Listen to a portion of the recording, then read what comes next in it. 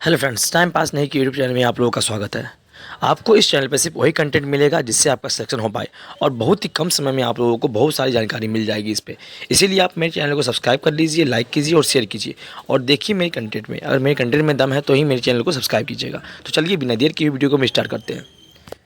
आज हम लोग पढ़ेंगे वर्णमाला, यानी कि वर्ण विचार के अंतर्गत वर्णमाला को पढ़ेंगे। ठीक है, इसमें हम लोग पढ़ेंगे वर्णमाला के बारे में सब कुछ। ठीक है, तो चलिए देखते हैं क्या क्या है। सबसे पहले होता है वर्णमाला। वर्णमाला कहते किसको है, पहले समझिए। भाषा की सबसे छोटी इकाई ध्वनि होती है। ये बात समझिए पहले। भाषा की छोटी इकाई कौन सी होती है? ध्वनि होती है। और इस ध्वनि को वर्ण कहते हैं। इसी ध्वनि को क्या बोलते हैं? वर्ण बोलते हैं।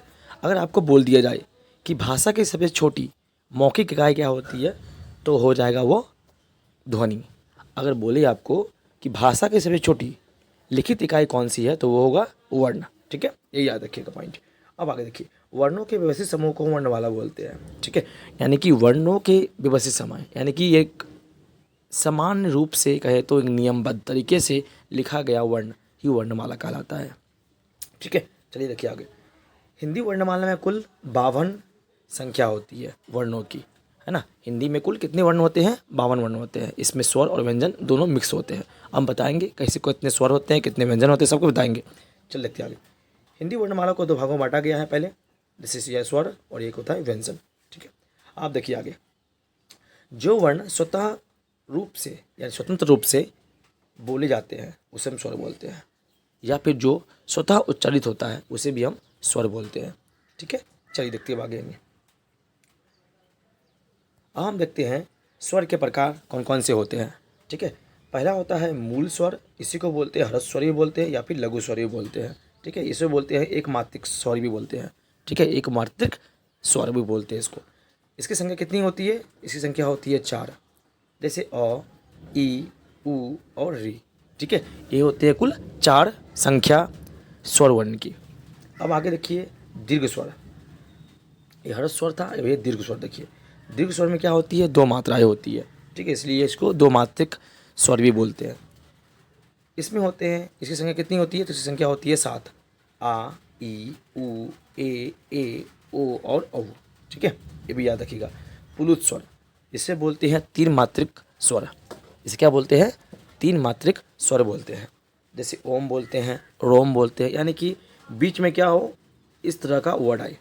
ठीक है, 3 को घुमा के लिखते हैं ना, ऐसे। चलिए अब आगे देखते हैं।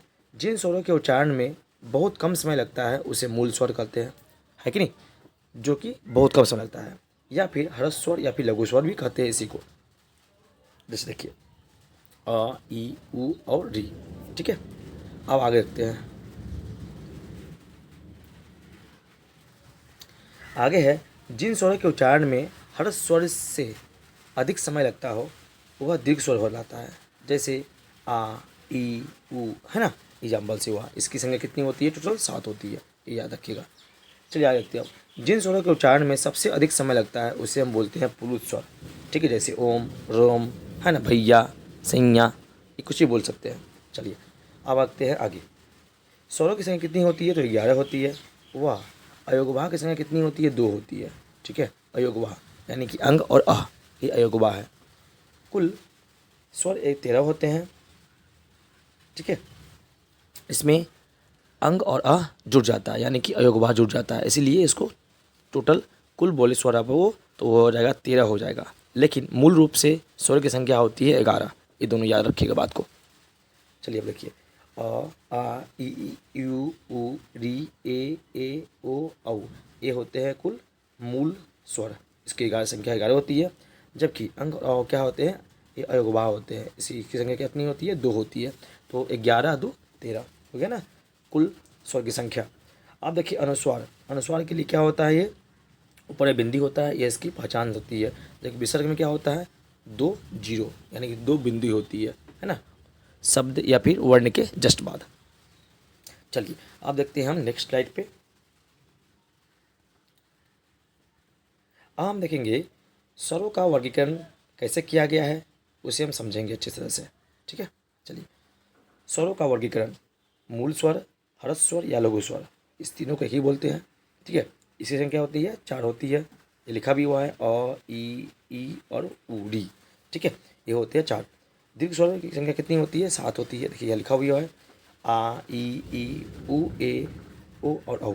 ठीक है, दीर्घ स्वर, दीर्घ संधि स्वर या सजातीय स्वर आ ई ऊ, इसकी संख्या कितनी होती है? 3 होती है। संयुक्त स्वर यानी कि विजातीय स्वर, इसकी संख्या कितनी होती है? 4 होती है, ए ओ और औ। ठीक है, अब हम चलते हैं आगे। नेक्स्ट क्या है? संयुक्त स्वर या फिर स्वरों का निर्माण ये कैसे हुआ है? देखिए, जैसे अ ई मिलके ए बनता है, अ और ए मिलके ए बनता है, जबकि अ और उ मिलके ओ बनता है, जबकि अ और ओ मिलके ओ बनता है। ठीक है, ये याद रखिए, इसको बोलते हैं हम संयुक्त स्वर भी बोलते हैं। जैसे संयुक्त व्यंजन होता है ना, उस तरह से संयुक्त व्यंजन जी स्वर भी होता है। ठीक है, ये याद रखिएगा, ए ओ और औ, ये क्या है? संयुक्त व्यंजन स्वर है, जिसकी संख्या कितनी होती है? 4 होती है। चलिए देखते हैं आगे। स्वरों का उच्चारण स्थान। अब स्वरों का उच्चारण स्थान कैसे होता है, किस किस चीज़ से होता है, उसको समझते हैं। पहले देखते हैं कंठ स्वर। इसके स्वर में अ आ का उच्चारण स्थान होता है कंठ, जबकि ई का उच्चारण होता है तालव्य यानी कि तालु। उ और ऊ का उच्चारण स्थान क्या होता है? ओष्ठ होता है, जबकि री का उच्चारण स्थान होता है मूर्धन्य स्वर। ए और ए का क्या होता है? कंठ तालव्य यानी कि कंठ और तालव्य। ठीक है, तालु। और उसके बाद ओ और औ का क्या होता है उच्चारण स्थान? कंठ और ओष्ठ। ठीक है, ये याद रखिएगा। चलिए देखते हैं आगे। अब जीभ के आधार पर स्वरों का उच्चारण स्थान क्या होता है? जीभ के आधार पर अगर स्वर इसमें होता है ई, दीर्घ ई, ए और ए। ठीक है, इसकी संख्या कितनी होती है? 4 होती है, जो कि अग्र स्वर के अंतर्गत आता है। उसके मध्य स्वर में कौन है? सिर्फ और सिर्फ एक, ओ की अ है। ठीक है, अ है क्या? मध्य स्वर है। उसके बाद पश्च स्वर, जैसे आ ऊ ओ और औ, इसकी संख्या कितनी होती है? 5 होती है। इसे बोलते हैं हम पश्च स्वर बोलते हैं। ठीक है, तो यह जीभ के आधार पर स्वरों का उच्चारण स्थान है। चलिए अब हम देखते हैं आगे।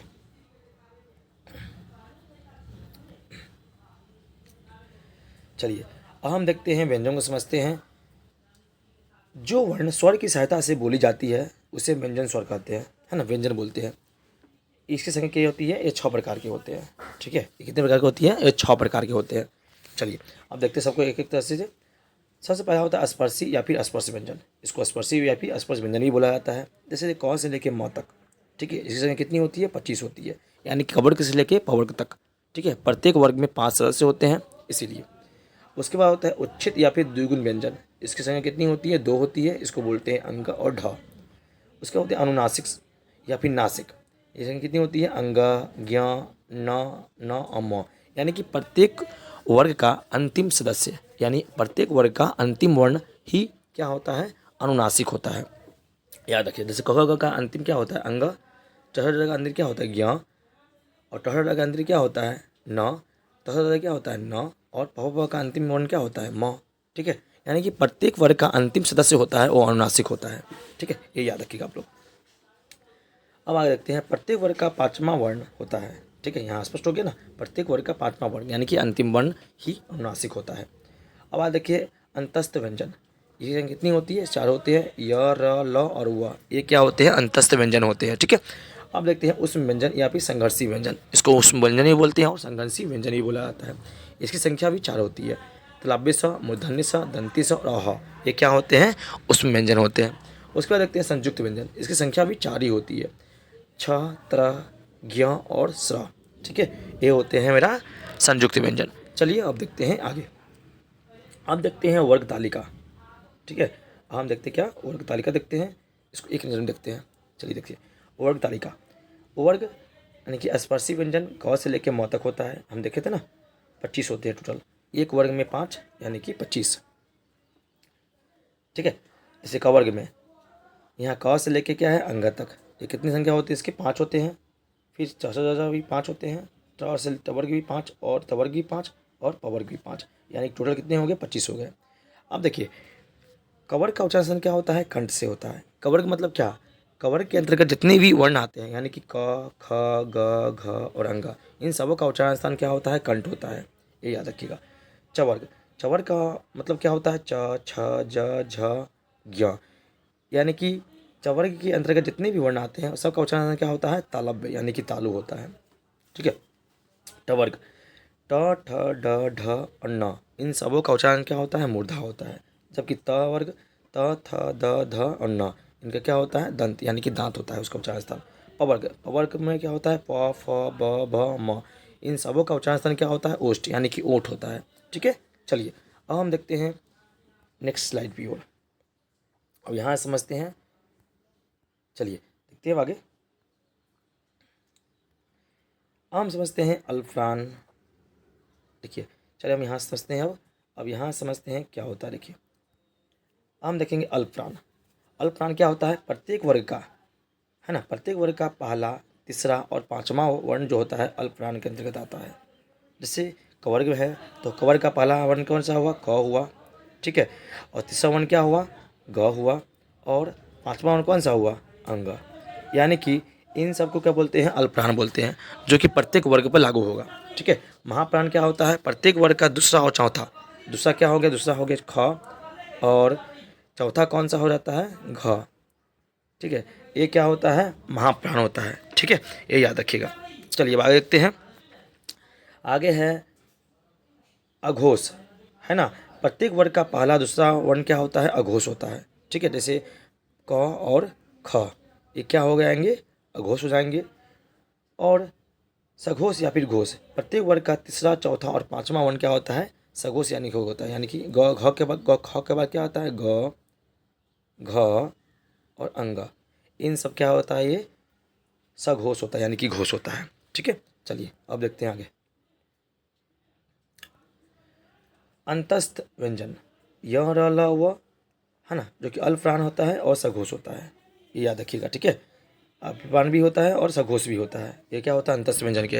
अर्धस्वर कौन सा होता है? अर्धस्वर है य और व, यानी कि इसकी संख्या क्या होती है? 2 होती है। पार्श्विक व्यंजन कौन होते हैं? देख संख्या, इसकी संख्या कितनी होती है? 1 होती है। और लौह क्या है? पार्श्विक व्यंजन है। उसका लुंठित व्यंजन, इसकी संख्या भी क्या होती है? 1 ही होती है, इसको बोलते हैं रॉ। ठीक है, अब देखिए उस व्यंजन या संघर्षी व्यंजन, तलाबे स, मूर्धन्य स, दंती स और अह, जिसमें से तलाबे स, मूर्धन्य स, दंती स महाप्राण या फिर अघोष है, तथा ह महाप्राण सघोष होता है। ठीक है, इसको आप अच्छे से समझ में आइएगा, समझिएगा। संयुक्त व्यंजन, छात्र, ज्ञ और स्र, ये पहले पढ़ चुके हैं हम लोग। इसकी संख्या कितनी होती है? 4 होती है। ठीक है, चलिए देखते हैं आगे। अब यहाँ देखिए संयुक्त व्यंजनों का निर्माण कैसे होता है। जो छ का निर्माण कैसे होता है? क प्लस मूर्धन्य स के छ बनता है। त्र किससे बनता है? त प्लस र से त्र बनता है। ज्ञ किससे बनता है? ज प्लस य से ज्ञ बनता है। और स्र किससे बनता है? तलाबे स प्लस र से स्र बनता है। ठीक है, चलिए अब हम समझते हैं, हम अच्छे से समझते हैं अब अल्पप्राण को, महाप्राण को, सबको। ठीक है, चलिए देखते हैं अब आगे। इसके लिए हम इस स्लाइड का यूज़ करेंगे। ठीक है, चलिए पहले हम इसको इरेज करते हैं थोड़ा सा।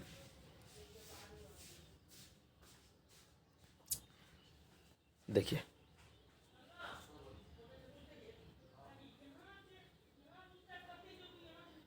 देखिए अब आते हैं, हम देखते हैं कि अल्पप्राण क्या होता है और महाप्राण क्या होता है।